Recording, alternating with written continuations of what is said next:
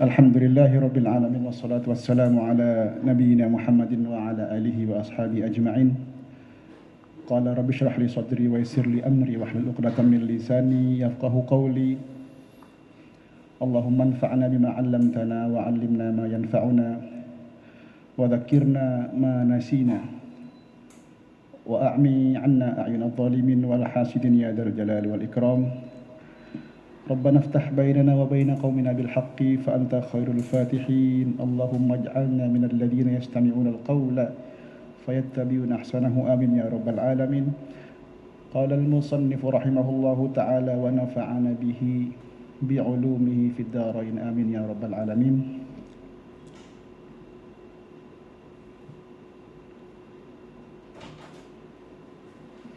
Puji syukur kita panjatkan kehadirat Allah Subhanahu wa taala dengan berucap alhamdulillahirabbil alamin.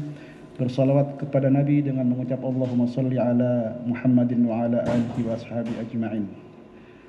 Hadirin jamaah salat zuhur Masjid Al-Mahkamah yang dimuliakan oleh Allah Subhanahu wa taala.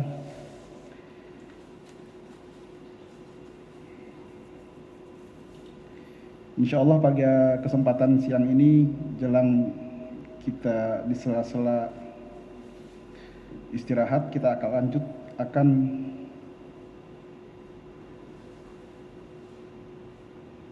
mengkaji bacaan hadis Bulughul Maram karya Imam Ibnu Hajar Al-Asqalani. Insyaallah siang ini kita akan masih membahas kelanjutan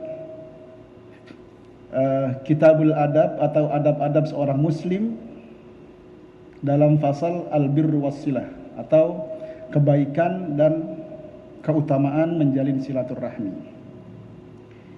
Baik, kita lanjut kepada hadis. Siang ini kita akan lanjut kepada hadis 1458. Bismillahirrahmanirrahim. Wa an Anas radhiyallahu anhu 'anin Nabi sallallahu alaihi wasallam qala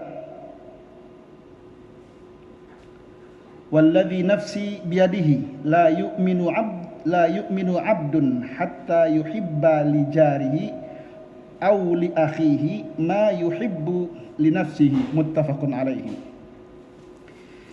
Hadis yang ke-1458 dari Anas radhiyallahu anhu dari Nabi sallallahu alaihi wasallam. Nabi bersabda, "Walladzi nafsi biyadihi, demi jiwa dan ragaku yang berada dalam genggamannya," maksudnya demi jiwa ragaku yang ada dalam genggaman Allah Subhanahu wa taala. La yu'minu 'abdun, tidak beriman seorang hamba, hatta yuhibba li jarihi, sampai orang tersebut menyayangi, mencintai li jarihi kepada tetangganya, au li akhihi, atau dia menyayangi atau mencintai saudaranya, ma yuhibbu li nafsihi, seperti layaknya dia menyayangi atau mencintai dirinya sendiri. Muttafaqun alaih, hadis dikeluarkan oleh Bukhari dan Muslim. Ya.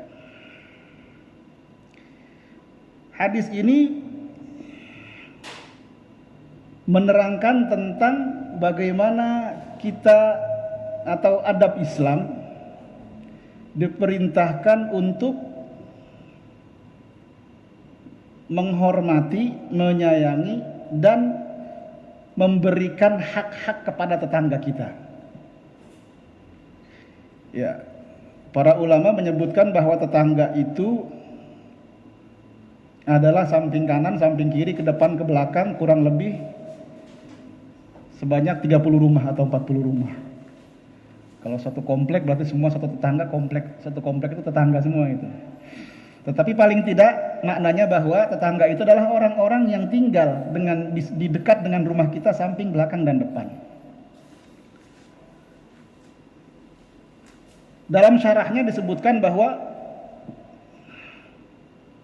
Imam Sunani menyebutkan ada qarinah, ada banyak hadis lain yang menyebutkan tentang pentingnya menghargai, menghormati, dan memberikan hak-hak kepada tetangga. Salah satu hadisnya Man amana billahi wal yaumil akhir falyukrim jarahu. Dalam hadis itu disebutkan ada 3 ya. Man amana billahi wal yaumil akhir falyukrim jarahu falyakul khairan aw liyasmut. Ada 3 di situ. Tapi Imam Sholani menyebutkan hadis itu punya makna yang senada, bahwa sebagian daripada adab seorang muslim adalah menghormati hak-hak tetangga. Ya.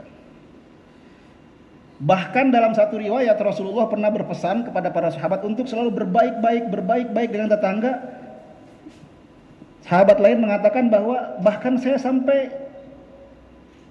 merasa khawatir. Perintah Rasul untuk berbaik-baik tetangga itu seakan-akan bahwa kalau kita meninggal, tetangga kita itu seperti layaknya ahli waris bagi kita, katanya. Mari kita lihat keterangan daripada hadis ini. Dalam Ibanatul Ahkam disebutkan fafiqhul hadis, ya. Fiqhul hadis itu kesimpulan hukum daripada hadis ini, ya. Yang pertama adalah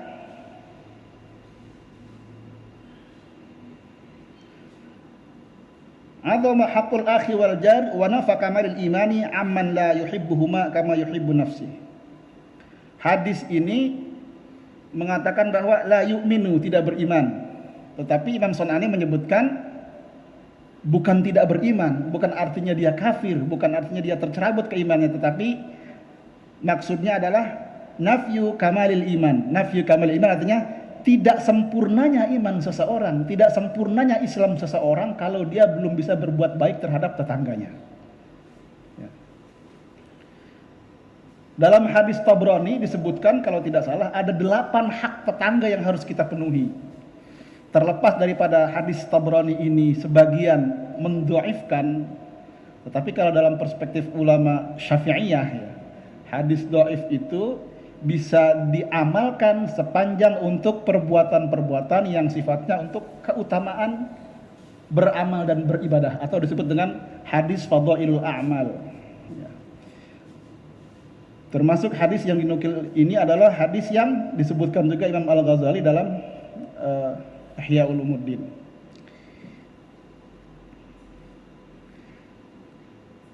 Imam Tabrani menyebutkan bahwa 8 hak seorang tetangga bagi tetangganya itu adalah, bunyi hadisnya agak panjang tetapi begini simpulnya. Atadruna ma haqqul jar? Apakah kamu tahu apa saja hak-hak tetangga itu, kata Rasulullah. Kemudian sahabat mengatakan, tidak ya Rasulullah, tolong terangkan kepada kami apa hak-hak tetangga itu. Kemudian Rasul mengatakan, yang pertama, in ista'ana bika a'antahu.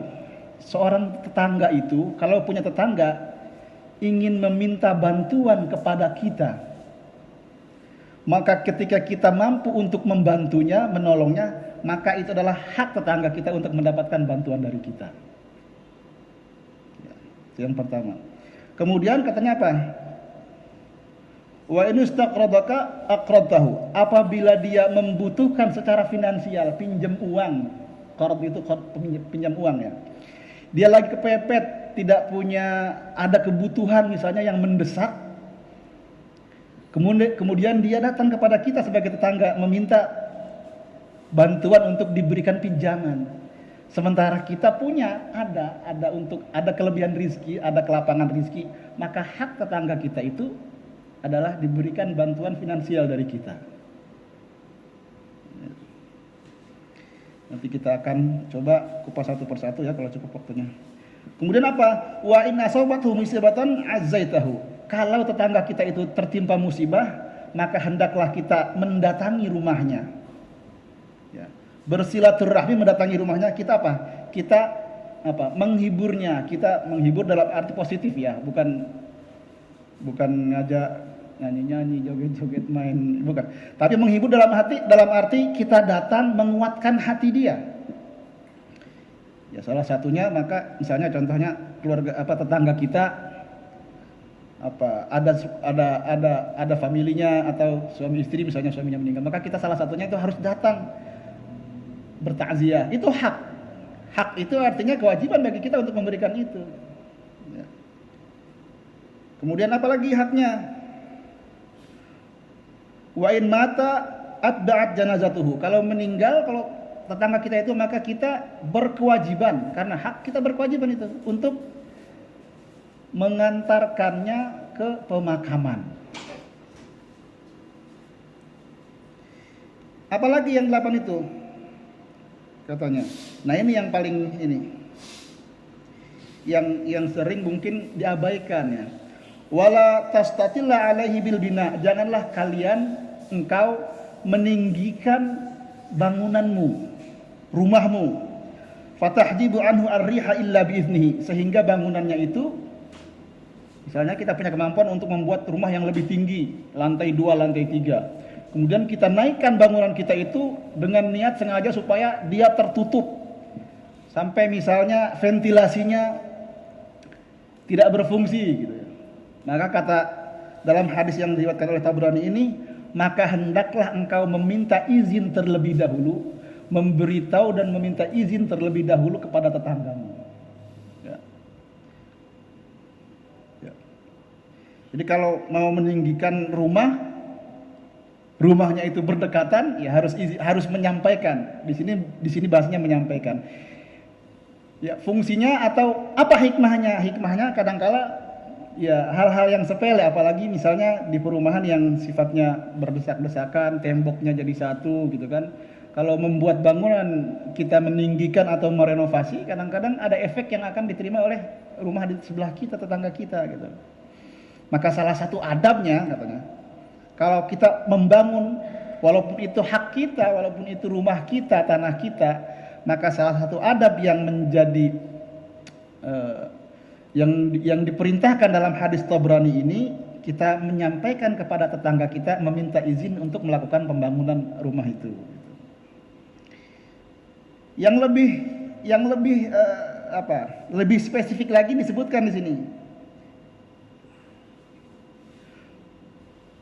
Apa katanya?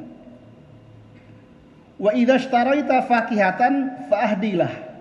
Kalau kamu membeli sesuatu seperti buah-buahan, maka berikanlah barang sedikit 1 atau 2 kepada tetanggamu. Dijelaskan lebih jauh lagi katanya di sini.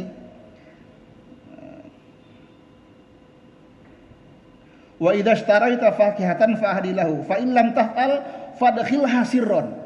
Kalau kita beli barang-barang, beli sesuatu yang kita belanja gitu kan, di mobil banyak gitu.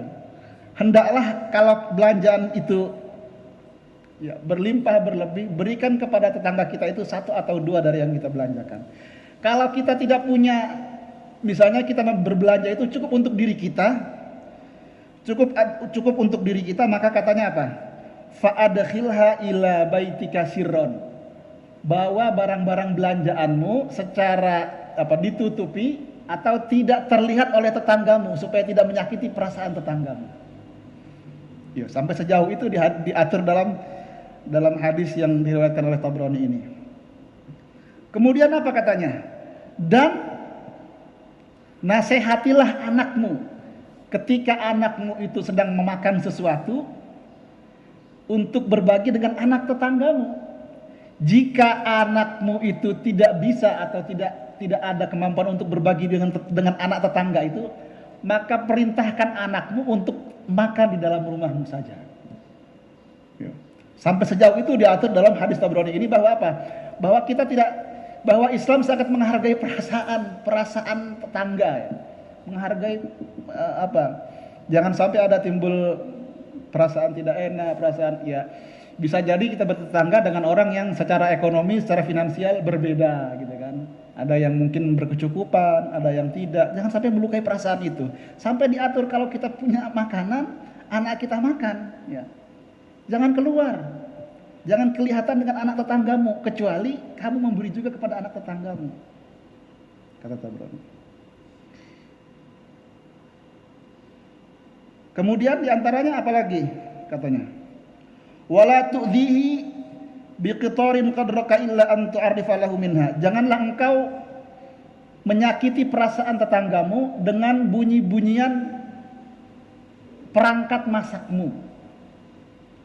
Ya, ini sering dikutip oleh salah satu ustadz ya yang viral di apa di podcast itu, bahwa janganlah bunyi piring makan kita itu terdengar oleh tetangga kita sementara tetangga kita dalam keadaan lapar, katanya.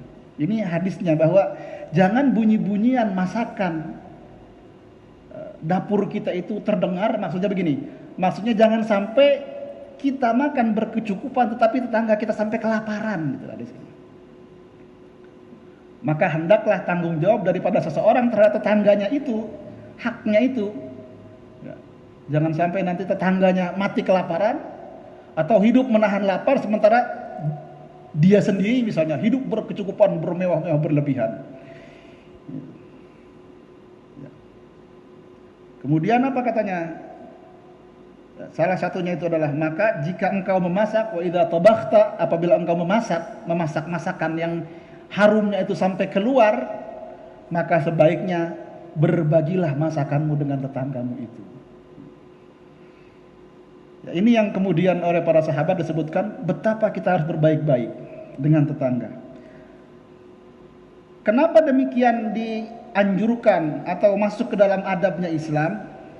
Atau adabnya seorang muslim ya.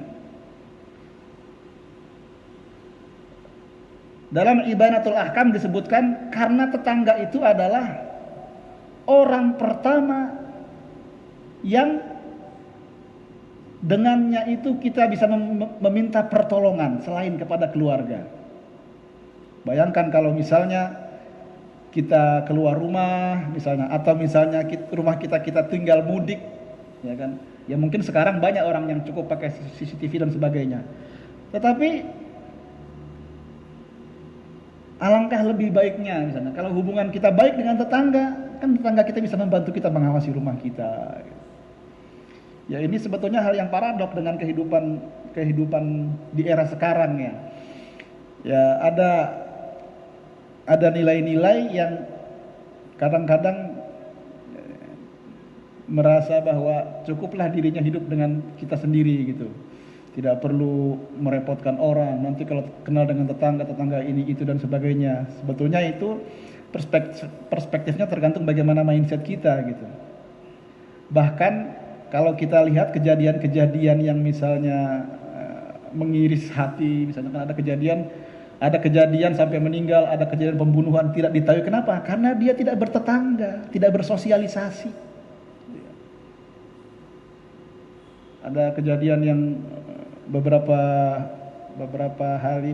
bulan yang lalu ya, orang yang sampai meninggal di rumahnya tidak diketahui karena kelaparan. Sementara tetangganya ada yang di situ tidak tahu gitu. Ya, ini karena selama ini kita mengabai terhadap adab-adab ini. Ya. Ya. Kalau memang alasannya adalah argumentasinya itu demi keamanan, rumah kita tinggikan, gerbang kita tinggikan, kan bisa saja dalam bersosialisasi kenal dengan tetangga, minimal kita tahu tetangga kita siapa. Cuma sekarang nampaknya ya di beberapa kehidupan kita, bahkan dengan tembok sebelah kita tidak tahu, kita tidak kenal gitu. Ini mungkin yang perlu perhatian kita semua, bahwa ternyata hal seperti ini tidak dianjurkan ya. Ya tentu relasi dengan tetangga ini harus kita maknai sebagai relasi yang positif ya. Bahwa adab yang diajarkan dalam Islam itu punya tujuan-tujuan, hikmah yang harus kita maknai secara positif gitu ya. Seperti tadi misalnya hubungan meminjam ketika kita butuh ya. Ya ini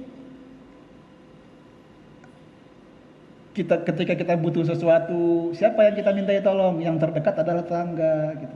Ya, kalau dulu ibu-ibu karena saya tinggal di kampung ya, di kampung sana di Bekasi itu, orang Betawi itu, kalau ibu-ibu masak itu kalau cuma kurang garam, kurang ini itu lari ke tetangga itu minta, lagi masak nih kurang garam, boleh minta enggak? Oh, boleh ambil aja gitu ya.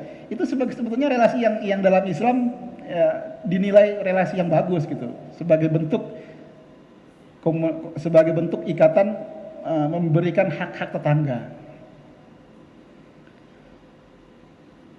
Sebaliknya kalau kita tidak baik dengan tetangga, urusan sepele jadi besar. bangunan meninggikan bangunan tidak izin, nanti ribut dengan sebelah. Kita tanam pohon dahannya itu ke tetangga kita tidak terima, jadi ribut gitu kan. Tapi kalau komunikasi kita baik dengan tetangga, ya, hubungan kita baik dengan tetangga, kata Rasulullah, bahkan jadikanlah tetanggamu layaknya seperti dia adalah ahli warismu. Maksudnya apa? Sangat harus hati-hati dengan urusan tetangga kita. Ya. Selokan ditutup, ribut gitu kan. Itu karena komunikasi dengan tetangga tidak baik gitu. Ya. Maka kata Rasulullah, tidak sempurna iman seseorang ketika dia tidak berbuat baik dengan tetangga. Bahkan ada sebuah hadis lain yang mengatakan, ada seorang sahabat yang mengadu kepada Rasulullah, "Ya Rasulullah, fa inna jari, sesungguhnya tetanggaku itu orang yang sangat abidun, orang yang sangat banyak beribadah. Dia rajin sholat, dia berpuasa, dia malamnya tahajud, tetapi dia tidak baik dengan tetangganya. Dia menyakiti perasaan tetangganya, dia sering menghardik tetangganya. Bagaimana ya Rasulullah?" Kata Rasulullah, "Fa innahu finnar." Dia dengan sikapnya itu, dengan tindak tanduknya yang tidak menyayangi dan tidak menghargai tetangganya itu, fa innahu finnar, sesungguhnya nanti dia akan masuk ke dalam api neraka karena perbuatan tingkah laku yang tidak menghargai tetangganya. Ya. Oleh karenanya, para jamaah yang dimuliakan oleh Allah, hati-hati dengan tetangga. Tetangga bisa membuat kita nyaman, tetapi sebaliknya tetangga juga bisa menjerumuskan kita ke dalam api neraka. Dalam hadis lain disebutkan bahkan minal kabair, hati-hati. Iya, konsepnya, iya, bertetangga itu konsepnya harus yang positif. Salah satu yang juga harus kita pahami dengan baik, ya, ada warning. Kata Rasulullah, salah satu dosa besar itu adalah ketika kita bertetangga baik dengan tetangga, tetapi menyalahgunakan kebaikan tetangga. Apa kata salah satunya? Ayyazniya lihalali jarihya. Berselingkuh atau menjalin hubungan dekat dengan tetangga kita. Maksudnya begini, kita baik dengan tetangga, tetapi baiknya itu ya komunikasinya kalau bapak-bapak dengan bapak-bapak, ibu-ibu dengan ibu-ibu. Jangan disalahartikan. Dekat dengan tetangga, baik dengan tetangga, saking dekatnya ternyata si bapak dekat dengan istri tetangganya gitu. Kata Rasulullah, itu adalah minal kabair, dari dosa besar. Jadi memahami konteks relasi tetangga itu hati-hati juga. Tiba-tiba misalnya di jalanan, kok bapak si bapak A dengan si ibu B berdua-duaan. Kami tetangga Pak, jalan. Kan tetangga harus baik-baik. Jangan juga, kata Rasulullah. Jadi memahami konsep berbaik-baik dengan tetangga dengan tidak boleh menyimpangi sesuatu yang bersifat syar'i. Ya. Karena itu sangat menyakiti perasaan dan minal kabair, kata Rasulullah. Berbaik-baik dengan tetangga, konsepnya adalah berbaik-baik secara syar'i. Kalau bapak-bapak ya tentu jalin kedekatan, kebaikan dengan tetangga kita yang laki-laki. Ya. Ibu-ibunya dekat dengan tetangga yang sebelah, ya ibu-ibunya gitu ya. Kalau bertemu dengan tetangga berziarah, mengunjungi suami istri, kunjungi berdua. Jangan nanti saya mengamalkan hadis Rasul nih, mengunjungi tetangga sendirian bapaknya, ketemu sama istri dari tetangganya, berdua-dua. Ini kan mengamalkan hadis Rasul, berbaik-baik dengan tetangga. Ya salah, keliru. Kata Rasulullah itu minal kabair. Jadi hati-hati juga gitu. Maka at-tawassut, tawazun, memahami tentang konsep berbaik-baik dengan tetangga, itu juga jangan disalahpahami, jangan juga disalahartikan. Termasuk salah satunya, idza asabahu khairan, apabila tetangga kita mendapatkan kebaikan, maka kita diperintahkan untuk datang dan mengucapkan selamat. Ini juga salah satu yang dipakai oleh sebagian fuqaha yang mengatakan, bagaimana kalau tetangga kita itu berbeda keyakinan? Dia misalnya kita muslim, tetangga kita beragama lain, Nasrani atau sebagainya. Dia merayakan hari rayanya gitu. Sebagian ulama termasuk Quraisyah mengatakan, kalau kita sekedar mengucapkan ya, mengucapkan datang kepada tetangga kita berbaik-baik itu bahwa selamat, tetapi tidak mengakui akidahnya, tidak membenarkan akidahnya dalam konteks bertoleransi, itu tidak apa-apa. Kenapa? Karena berbaik-baik, bermuamalah dengan tetangga yang baik itu disebutkan di sini di hadisnya itu secara umum. Musliman kana au ghairuh. Baik tetangga kita itu muslim atau tidak muslim, kebaikan itu tetap harus kita jalankan. Hak-hak tetangga itu tetap harus kita jalankan. Ngapain kita berbaik-baik dengan tetangga kita? Ngapain kita ngirim makanan ke tetangga sebagaimana hadis Nabi? Lawang dia juga berbeda keyakinan. Enggak gitu. Kalau tetangga tetap harus berbuat baik. Maka ketika tetangga kita ada kebaikan, ada kegembiraan, dibolehkan kita untuk berkunjung kepadanya, datang kepadanya dan sekedar mengucapkan satu apresiasi, tahniah, memberikan tahniah kepada tetangga kita. Ini salah satu yang dijadikan sandaran sebagian yang membolehkan. Tapi dalam konteks akidah misalnya membenarkan tentu tidak boleh. Ya ini perspektifnya adalah perspektif bahwa dalam konteks kebangsaan, ya nggak usah diributkan lah. Misalnya ada satu komplek ditempati perumahan itu enggak semuanya muslim, ya. Tapi ada yang lain juga. Ketika mereka sedang bergembira, ya, tentu dengan keyakinannya itu, ya kita juga tidak boleh mengganggu. Tidak boleh sekedar bertegur sapa, ba'syul wajhi, senyum dan wajah kita menampakkan kebahagiaan, menunjukkan penghargaan, penghormatan kepada tetangga kita, itu tidak apa-apa. Termasuk di salah satunya diantaranya sebagian ulama mengatakan menyampaikan ucapan selamat itu boleh, selama tidak bertentangan dengan akidahnya. Hadirin yang dimuliakan Allah Subhanahu wa taala, maka sekali lagi hadis ini saya kira mohon izin hanya satu hadis ini yang saya sampaikan. Sekali lagi bahwa hakul jar diantaranya ada 8 tadi yang selalu disampaikan adalah sebagai satu pertanda bahwa Islam itu rahmatan lil alamin. Hak-hak itu harus kita tunaikan, tidak hanya terbatas kepada saudara kita yang satu agama, tapi keyakinan lain pun harus kita tunaikan hak-haknya. Dalam beberapa riwayat banyak diceritakan bahwa Rasulullah dalam hal bermuamalah, dalam hal berhubungan selain dengan yang sifatnya akidah, Rasulullah juga melakukan muamalah baik dengan orang Nasrani, dengan Yahudi ketika Rasul tetap hidup. Bahkan Rasul pernah bermuamalah ketika bertransaksi jual beli baju perang dengan orang Yahudi. Demikian kurang lebihnya, mohon maaf apabila ada yang keliru, itu datang dari hamba Allah yang fakir ini, yang benar itu datang dari Allah. In uridu illa al-islah, an fataqahu hadana wa iyyakum ajma'in. Wassalamualaikum warahmatullahi wabarakatuh.